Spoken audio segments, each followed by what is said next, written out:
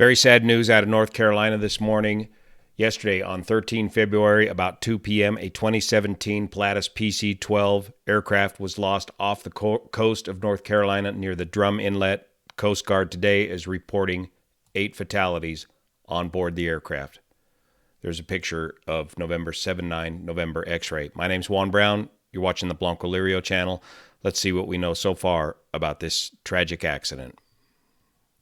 According to Catherine's report, 2 p.m., November 79 November X-ray, a Pilatus PC-12 Echo was lost while en route on a short hop in what appears to be a short VFR flight, and now Coast Guard officials are announcing that there are 8 fatalities with this aircraft accident.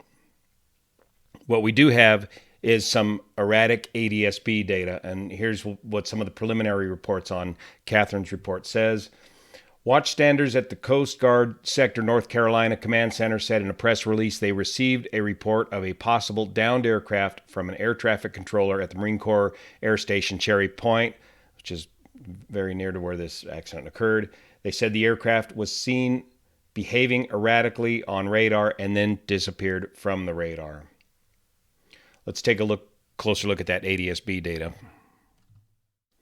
It appears as this aircraft was attempting to do a VFR flight from Hyde County Airport, located up here, down to Michael J. Smith Airport, just a short 61 nautical miles away, located down here near Beaufort, North Carolina, next to Cherry Point.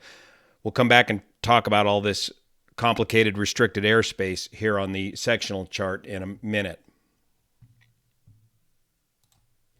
This aircraft has made this flight several times before. Here's an example from back on Tuesday, 1 February. The aircraft departs 7 Whiskey 6, goes around the restricted area, down the Outer Banks, and then into MRH.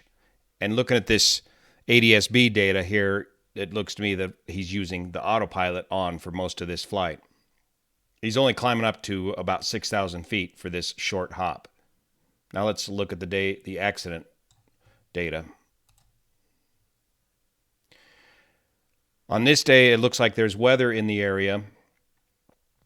The aircraft takes off to the south, makes a big 180-degree turn right here, and we'll go look at the restricted airspace and see why he probably had to make that 180-degree turn, because the restricted airspace was probably hot and he could not get permission to get through there.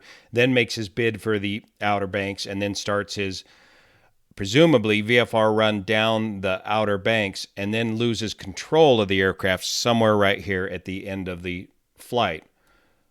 So departing out of 7 Whiskey 6, 3,400 feet,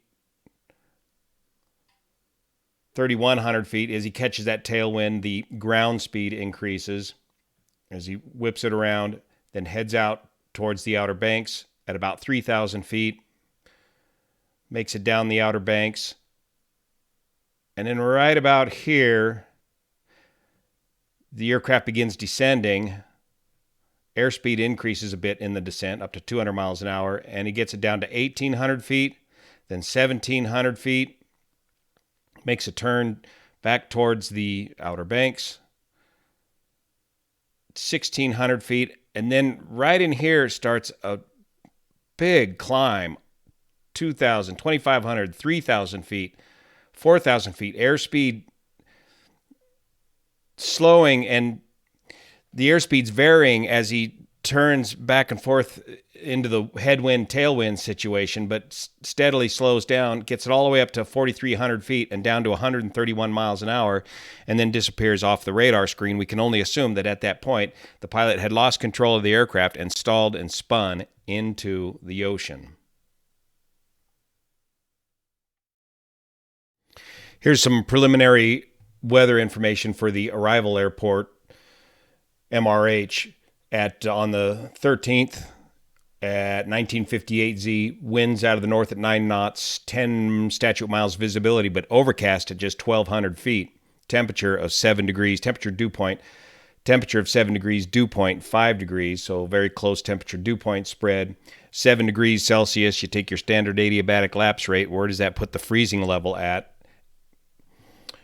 Then the weather deteriorates down to light rain and 900 overcast, but still 10 miles visibility underneath the overcast.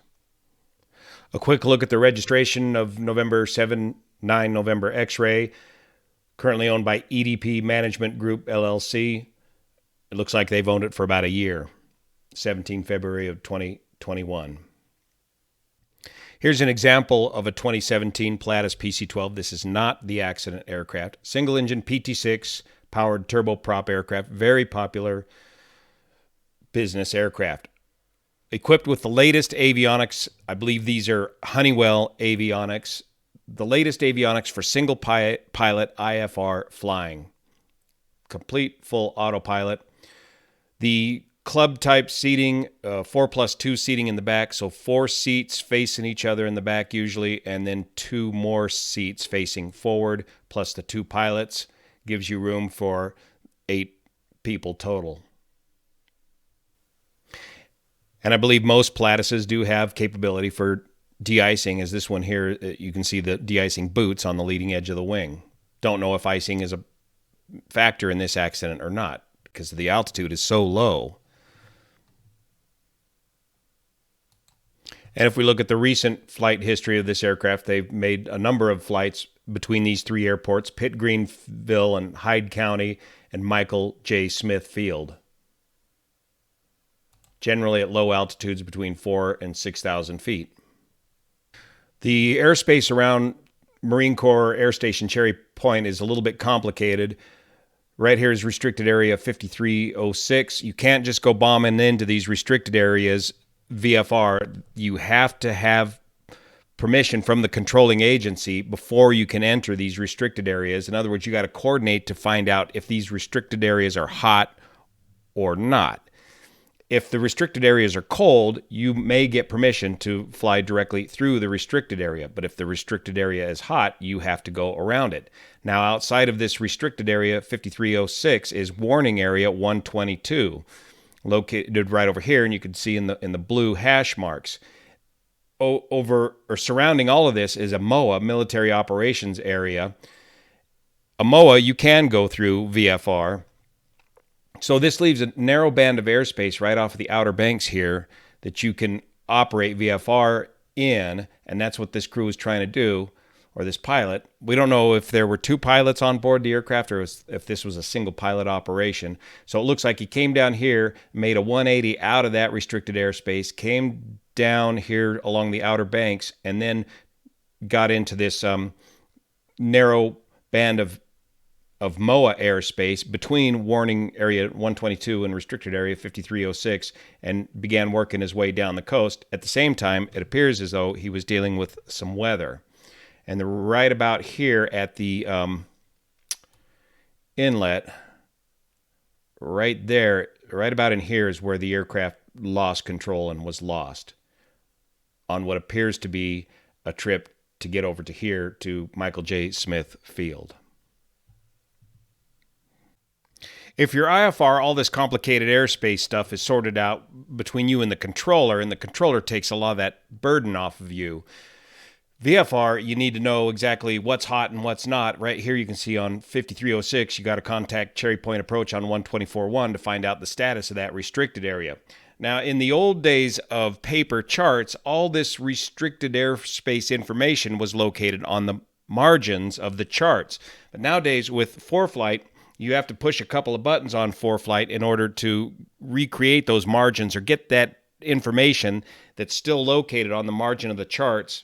And down here, you can find out all the information on the restricted area. Who's the controlling authority? What's the altitudes of this restricted area? What's the times that it's hot and not? Same with the warning areas and the military operations area. So on ForeFlight, you got to go to More. You got to go to Settings. You got to find, and if you're stumbling around in the dark, this is not the time to be pulling this up because it's hard to find. You got to find Map. Where the hell is it? Map, Touch Action, Bring Chart to the Front with Legends. Because the default setting is No Actions. And when it's no actions, the maps seamlessly stitch together and that information is hidden from you. So it appears this is a pretty clear case of loss of control of the aircraft, but accident investigators are going to have to puzzle together why did the pilot lose control of this aircraft. And it's an absolute tragedy for everybody involved, all the families involved, folks in North Carolina. Thanks so much for your support. See you here.